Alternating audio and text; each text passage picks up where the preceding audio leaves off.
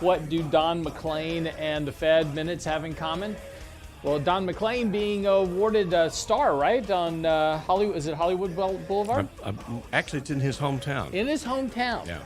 For his contributions to music, and of course, one of the great legacy songs, of course, was American Pie. And that was not only the day that the music died, but apparently yesterday with the Fed minutes, the market died. Fairly steep sell-off yesterday, really kind of after the Fed meeting minutes came out. The real concern, we'll get into more detail this morning with Michael Lebowitz to talk about this, to kind of dig into the numbers, but there was a lot of kind of references to the fact that the Fed may need to actually start tapering sooner rather than later, and that led to about a 1% decline yesterday. Now, again, this all kind of lines up nicely here. We talked about yesterday, we had triggered a money flow sell signal. Money flows remained very positive here, but those started to reverse fairly sharply yesterday with that sell-off. This now puts the 50-day moving average very much in focus here. So again, there's not a lot of downside here before you're going to hit resistance, which has been a very important kind of key point for the markets really ever since last November. We currently are in one of the longest stretches in 40 years.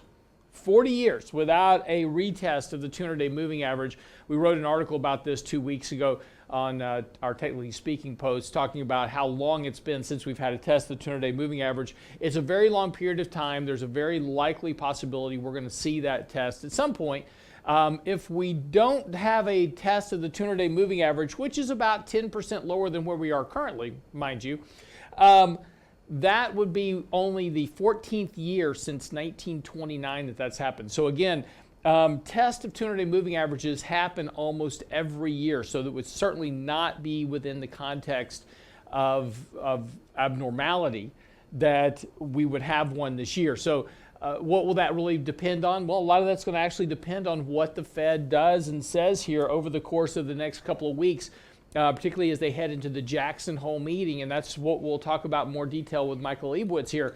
There is risk here that the Fed is really trapped. A misreading of inflation, as an example, could be a big problem for them. If they say, well, we're kind of seeing transient inflation and they keep interest rates very low and monetary policy very high, then all of a sudden we're about to see rent inflation surge through the roof. There's a huge pressure on rents right now. In fact, we've seen a very sharp increase in rental rates here just over the last several weeks. That's going to translate into homeowners equivalent rent, which is about 30% of the CPI calculation.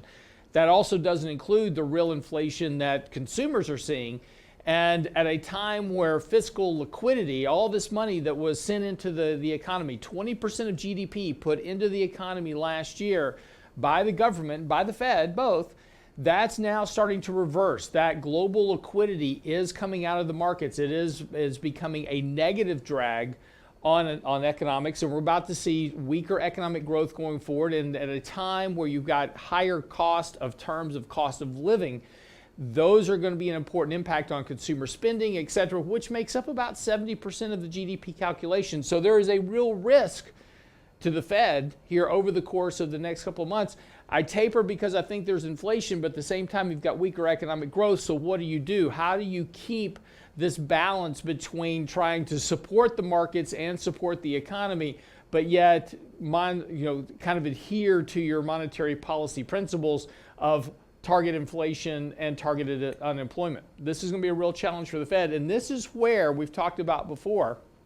The Fed runs the biggest risk of having a mistake and making a policy mistake. And this is where things potentially go very wrong for very exuberant markets. And again, that's what we have had and what we continue to have are markets that have been very resilient. This has simply been a market of very high complacency. And as we've talked, we wrote an article last week talking about stability versus instability. Periods of very low stability where you have very low volatility, not a lot of price movement up and down, kind of just a real steady rise higher. This is where investors get very complacent about their money. It's like, oh, don't worry about it. Yeah, a little dip today, no problem, it'll go up tomorrow.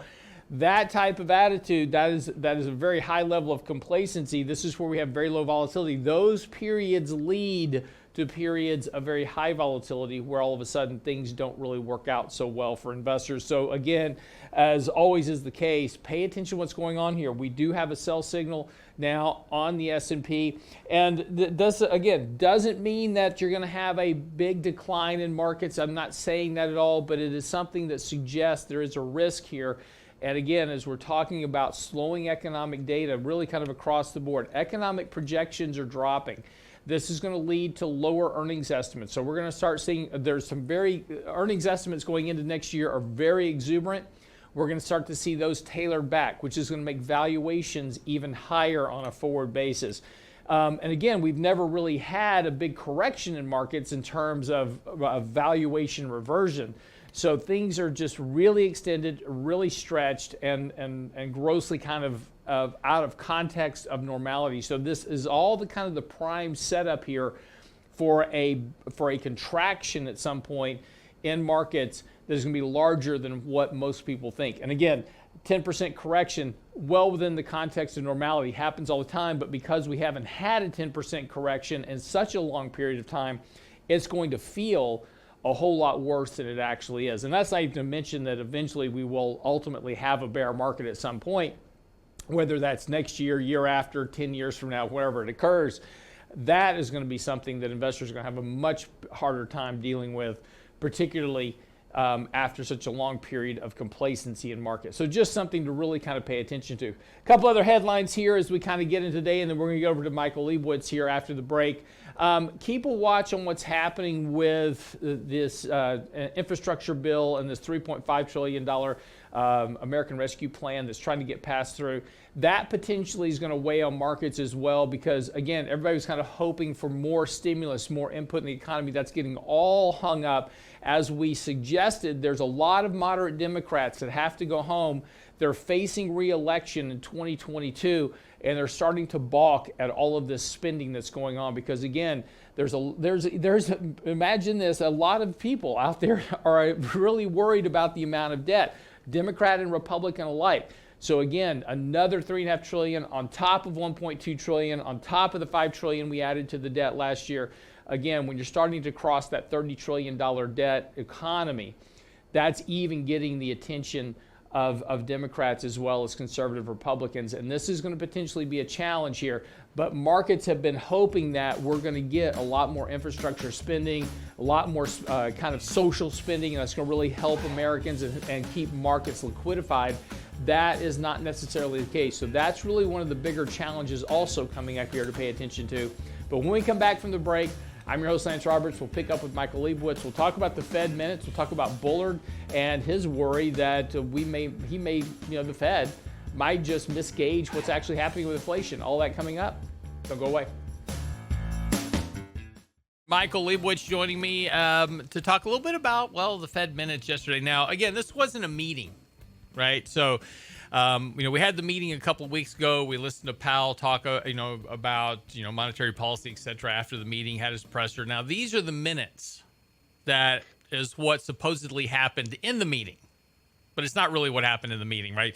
They have a whole lot of different conversations there, and they have a kind of a standard set of minutes that get republished after every meeting with small little tweaks here and there. But what was interesting in these minutes, and it took the markets a little bit of time to digest this yesterday, is that there were some comments in those meetings which suggest that they may be closer to possibly thinking about tapering than what they were thinking about tapering before. Right, Mike? They're thinking about a lot of different things, Lance, and they made that very clear in a minute. Let me pull this up on my phone so I can read it verbatim. There were three statements in the minutes yesterday. And remember, these were all from the July, I think it was the 28th, 29th meeting. So 3 weeks ago. Most judged tapering this year could be appropriate. Several others saw next year as more appropriate on taper. A few others saw possibility no taper for some time. The Fed is basically saying, they're laying out all three and saying, okay, market, go ahead and figure out which one it is, right? Yeah, You know, and then if you go back and read those minutes again, just like you just did, it sounds like a Dr. Seuss book. right. It's like when my wife asks me something and I can't come up with the right decision. Right. Like you're doomed for failure to try to figure out what the Fed is thinking about. Exactly. But you know, the problem is you have all these Fed speakers, and Bullard has been very vocal. So Bullard a lot of headlines, and he wants to taper yesterday. And he wants to be done tapering early next year, and he wants the Fed's balance sheet to go to zero. Right? That's not going to happen. The problem is there's really no so-called doves, to really counteract what he's been saying. You know, I think a lot of them are scared of inflation. They see employment getting back to normal relatively quickly, and they have some of that same sentiment. They're just scared that they're walking right into a trap. Now, the meeting was late July.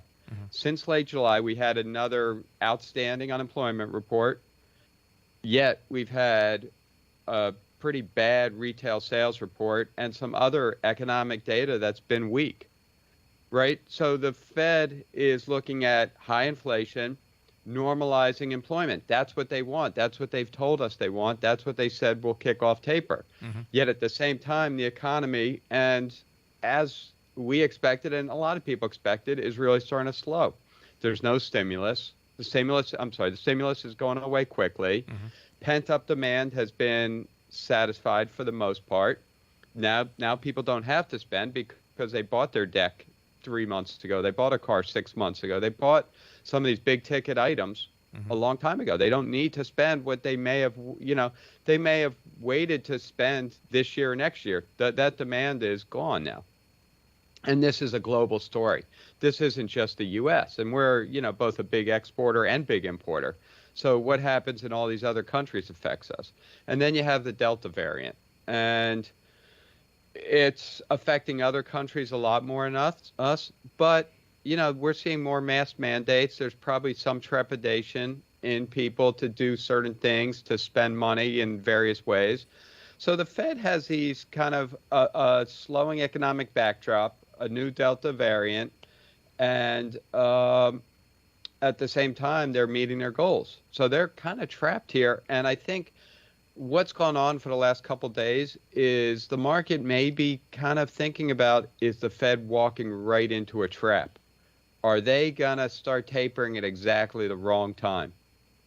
Right? Just as the economy's slowing, just as the math tells us it would, the Fed is saying, okay, we're done stimulating the markets. Well, and this is something that we've said before, is that, what the Fed should have done is, did they do the right thing in March of 2020?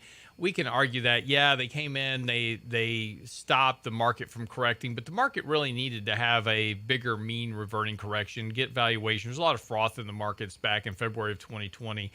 And instead of allowing the markets to correct and actually go through a recessionary bear market, they came in, they bailed it out. Okay, fine. We can argue the benefits or detractions from that misallocation of capital, et cetera. But they did what they did.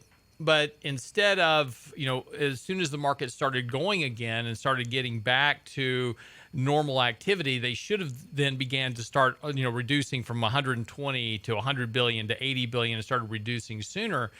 And allow all that liquidity that was coming in from the government stimulus, direct checks to households, unemployment benefits, et cetera, to kind of pick up the slack of supporting the economy. But now, to your point, they now have themselves in a trap. They didn't do that. They've been liquefying the markets over the last 12 months. They've got a huge asset bubble now built up in markets, in the housing market in particular, because we've seen what's been going on with housing prices. And you're right, to a point, they're trapped because you're now getting, what are you going to do? You need to taper. If you're going to stay true to your two mandates, which is full employment and maintaining inflation. And inflation's about to show up in a real ugly way because rents are rising sharply. So the homeowner's equivalent rent portion of CPI is about to have a big surge. That's got to worry the Fed. Food prices, gas prices, I know we don't count those in inflation, but those are impacting consumers. And, those are going up. So the problem now becomes for the Fed was what do you do? Do you stay true to your mandates, or do you keep supplying liquidity to the financial markets, which only benefits about 10% of the economy? Right. And Lance, they mentioned that yesterday for the first time in a long time, that asset valuations were elevated. That was the exact quote. And they mentioned in particular the S&P price to earnings was high. They mentioned credit spreads were way too low, and they mentioned housing. And they actually drew the link too between, they kind of talk about a little bit about why they do QE, and they're getting a little bit closer to why they do QE. It's to boost asset prices. It's to boost asset confidences and gain confidence. Right. So the top, like you said, 10%, and I would argue it's less than that, because a lot of those 10%, that's not really spending money. Right. That's more retirement money or, kind of savings money. Yep. So by making Bill Gates and other very wealthy people happy, that's great, but it doesn't result in a better economy. Right. Well, and again, that was exactly what Ben Bernanke said back in 2010. After QE1 we had gone through the initial quantitative easing coming out of the financial crisis. Quantitative easing rolled off. The market immediately sold off, down 20% back in 2010. And Ben Bernanke at Jackson Hole came out and says, look, hey, we've got our two mandates, but, we do QE to lift asset prices to boost consumer confidence, which will hopefully come through to a stronger economy. The problem is that's never actually worked. We've been running now at a 2%-ish economy over the course of the last decade, even with $48 trillion worth of liquidity crammed into the markets between the government and the Fed.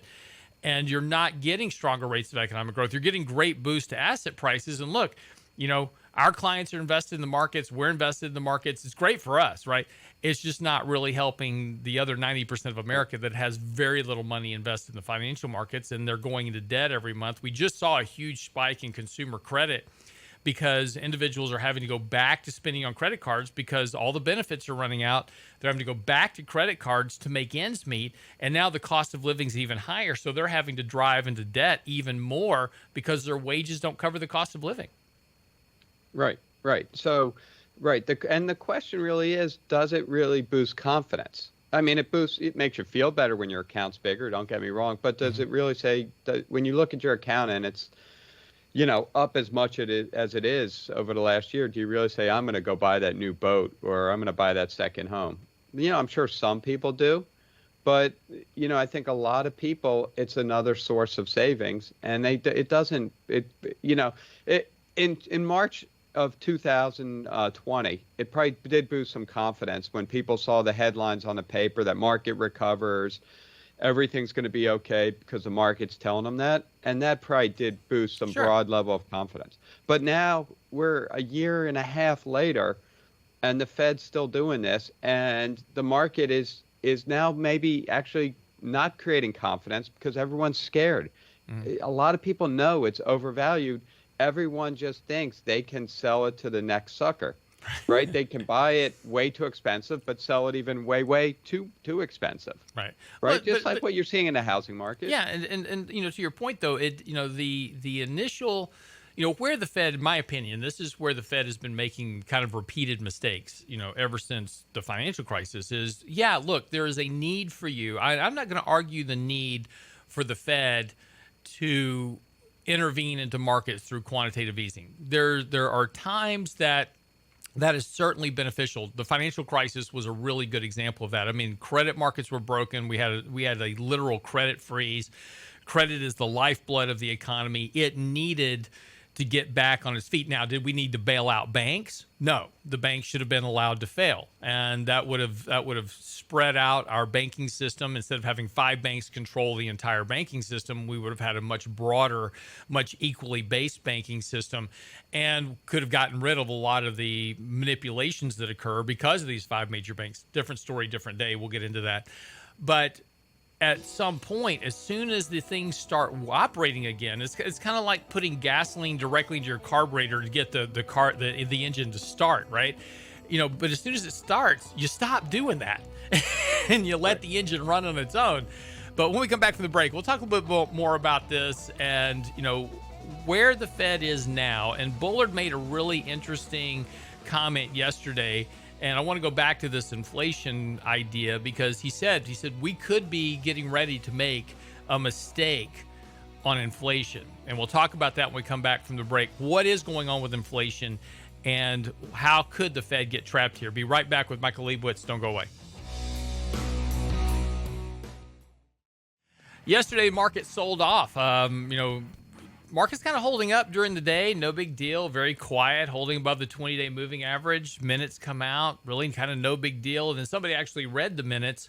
And at about 2:30, the market began to sell off, and we finished the day down 1%. Broke through the 20-day moving average, looking as if we're going to try to test the 50-day moving average today.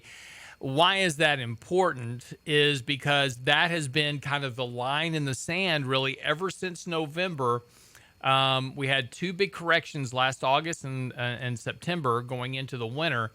And that was the last time we had really a 5% correction. And since then, we haven't had one. We've got one of the longer stretches in history without a 5% correction. We have the longest stretch without a test of the 200-day moving average in the last 40 years. And so, again, it's been very complacent up to this point. And, this test of the 50-day moving average has been the buy the dip opportunity. So here's the big question. Do you buy this dip, right? That's going to be the big question. Is this test of the 50-day moving average, is the selling going to be over today and we're back off to new highs? Or is this the time that we potentially break the 50-day moving average and look to test the 200-day moving average, which is roughly about 8% lower. From peak to trough at the 200-day moving average, that'll be about a 10.5% decline, well within the context of any normal year. If we finish 2021 without a test of the 200-day moving average, it will only be the 14th time that we've gone a full year since 1929 without a test of the 200-day moving average. So my point is it happens all the time. Not outside the realm of possibility that we'll test the 200-day moving average this year.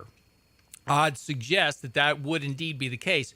That's going to be about a 10% decline, also well within the norms of what happens in any given year. It's going to feel terrible, because we've had such low volatility in this market. We haven't had a big correction in such a long time of 10% that it's going to feel like March 2020 all over again and that you're losing all your money.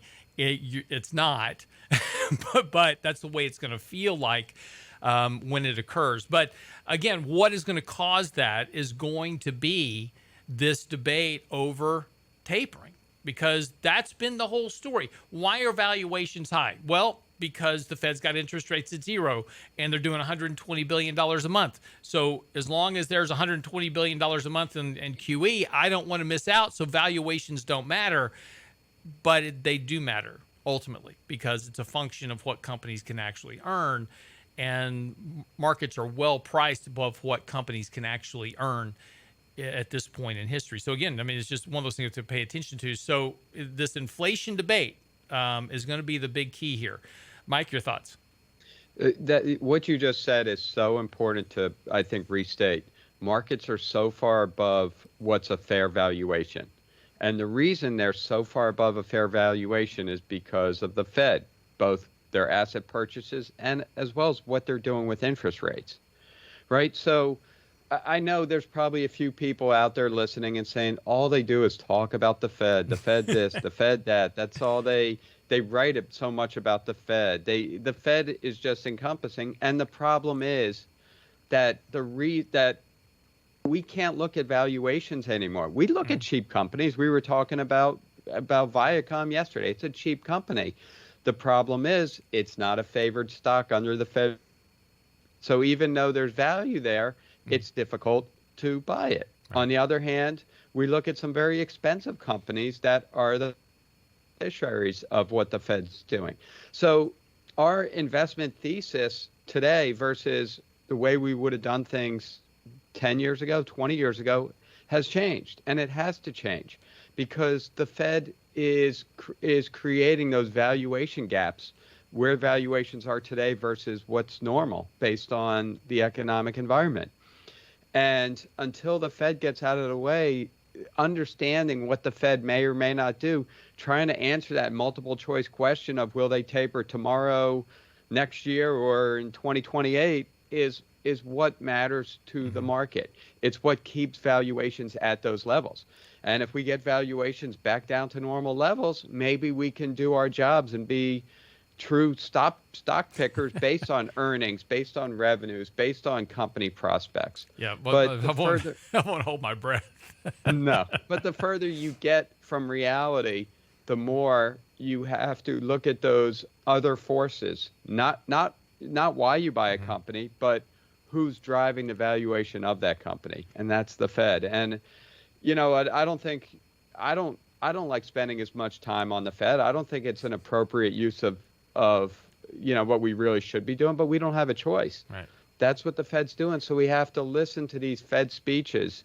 We have to pay attention to adjectives, to verbs, to what they're saying. Fed grammar matters, right, Brent? Right. So, well, and it's and again, it's an important point. And again, when the mantra of the market, and I don't know how many, we've written some articles disputing this, but if you go look at any story on valuations, even guys like Jeremy Siegel from Wharton University, high valuations are justified by low interest rates. So by the Fed keeping interest rates at zero, we can overpay for stocks because of the valuation. Now, there's really no period in history that supports that case. Whenever in history you've had high valuations and low interest rates, you pretty much were at the peak of a market like 1929. And things didn't turn out so well for investors. But these are the mantras we get into to rationalize why we're overpaying for things. So it's like, oh, well, interest rates are low, so we can overpay for stuff. That doesn't really hold water. Just because interest rates are low doesn't mean you overpay for a house, because, if you overpay for the house, you're not going to make money on it. And that's kind of the same case with stocks. But this is how we do things. The risk for the Fed, though, and again, they've fallen into this trap of keeping monetary accommodation for too long. We saw this back in 2013, 2014, 2015. Markets were doing fine. The economy was doing fine. They had plenty of opportunity to start tailoring off some of that accommodation, raising rates, starting to normalize things. They waited too long.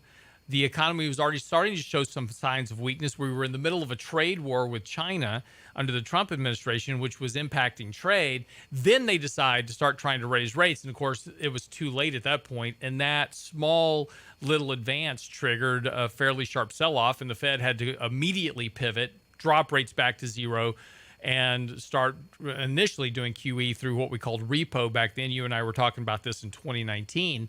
And then the wheels came off the cart with the inverted yield curve in 2020, which led us to the QE we're doing now.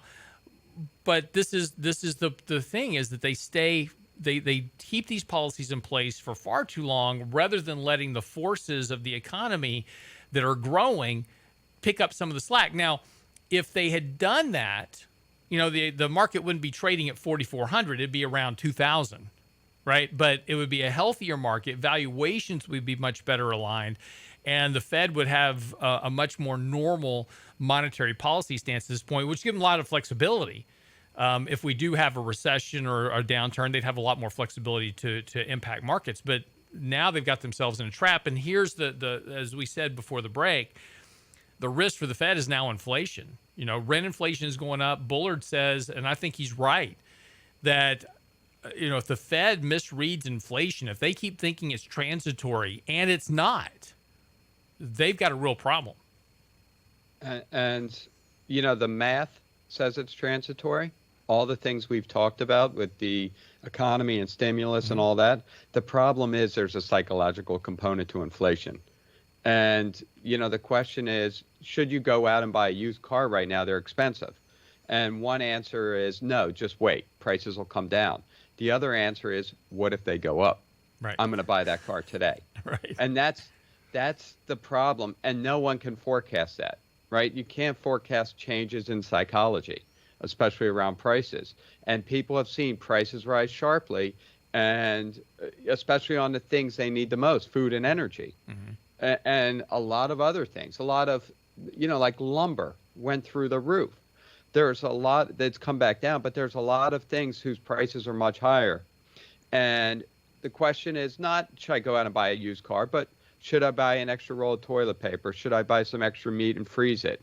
And when consumers start getting into that hoarding, that extra storage, they're creating more demand for today than there normally would be. And, supply and demand is driving prices. And the supply lines are still screwed up. Right. Well, and look, they're still a way off from being normal. Exactly. And look, and inflation, deflation are the same thing. And you're absolutely right. And people do forget about the psychological impact of these things, is that when prices are going up, and individuals make the assumption that prices are just going to keep going up forever, so they better buy stuff now, which keeps the inflation running.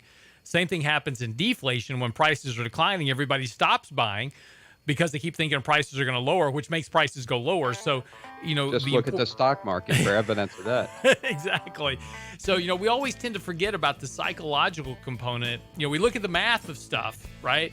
But I think the Fed does do a very poor job of analyzing the psychology of what happens behind these things. And then, again, taking some preemptive action to try to stave off some of that psychology.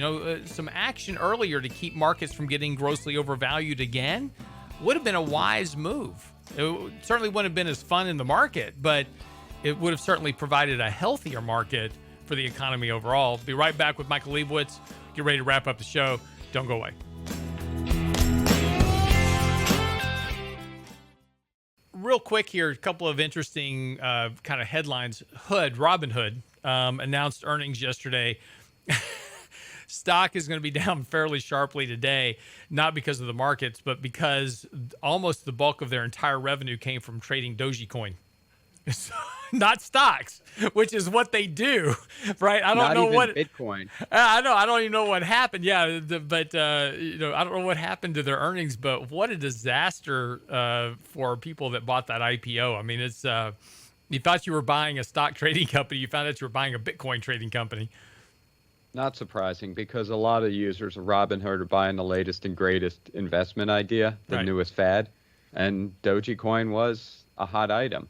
The question is, especially in a market sell-off, and I'm not talking about a 50% sell-off, but if the market starts going nowhere or starts declining, say we're 10, 15% lower at the end of the year, I think a lot of Robinhood's client base goes away.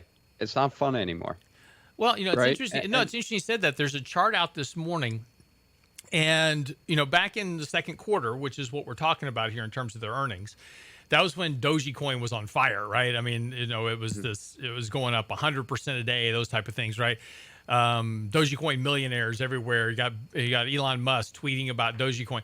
So that makes sense at that point.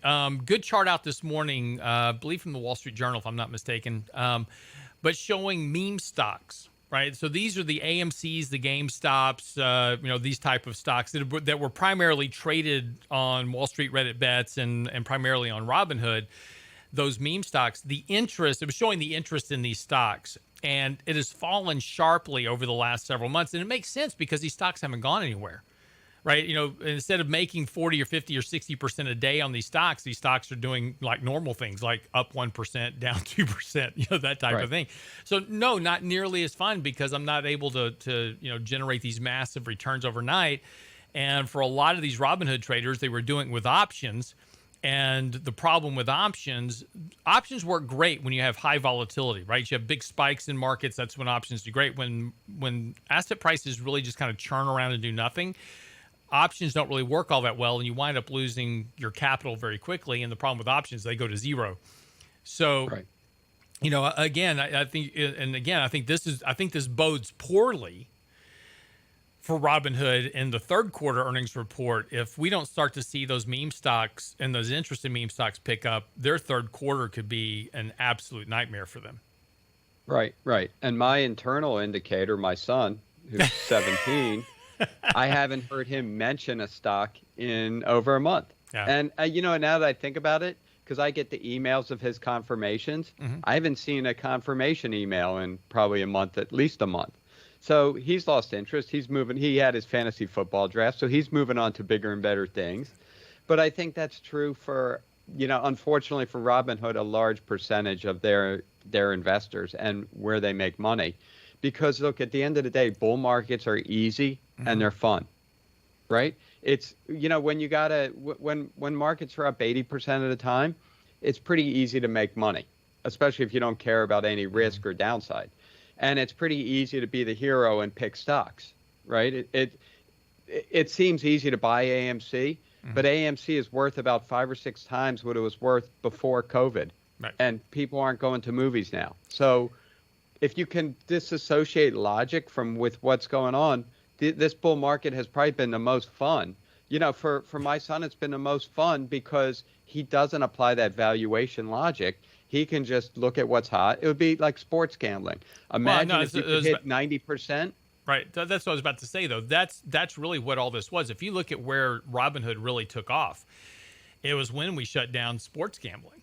And all these guys, transition from Dave Portnoy, Barstool Sports, right? Started running his YouTube channel and his Twitter feed on trading stocks rather than sports betting. So now that all that's opened back up, again, fantasy football leagues, right? You've got fantasy football this year. You didn't have it last year because of COVID. All those guys are like, well, stocks were fun for a while and now they're not moving anywhere. So I'm going to go back to betting on what I'm normally good at betting on. And I think we are seeing a lot of that switch, and that doesn't bode well for Robinhood, particularly because, again, a lot of their users were looking for big quick hits. I want to double my money overnight. And look, I was getting emails from people asking, like, what can I invest in where I can double my money overnight? It's like, nothing, but that's what, because of all this liquidity. And again, this goes back also, let's not forget, let's go back to the fact we were sending $1,400 checks to households.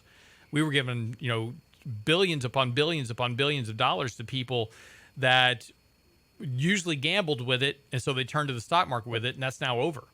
So what happens in sports, right? Take the Cowboys giving 3, and if you win, you double your money. Mm-hmm.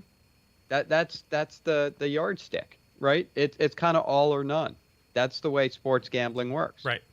And that's the way it works. That's the way it works in the options market too, which is where we saw a lot of this trading going on, right? Right. And a lot of that options trading has a huge effect on the underlying stock because you just don't buy an option, you buy it from someone. Right. And whoever that someone in it is usually Wall Street. And Wall Street isn't just taking the other side of your bet, they're hedging the other side of that bet. They don't want the other side of your bet. Right. They don't want to bet. They just want to make they want the VIG. A skinny line of profits. It's like right? They want the VIG. Regardless. Yeah, exactly. They want the VIG, just like Las Vegas. Yeah. So all those option buyings had a huge effect on the underlying stock and drove the mania.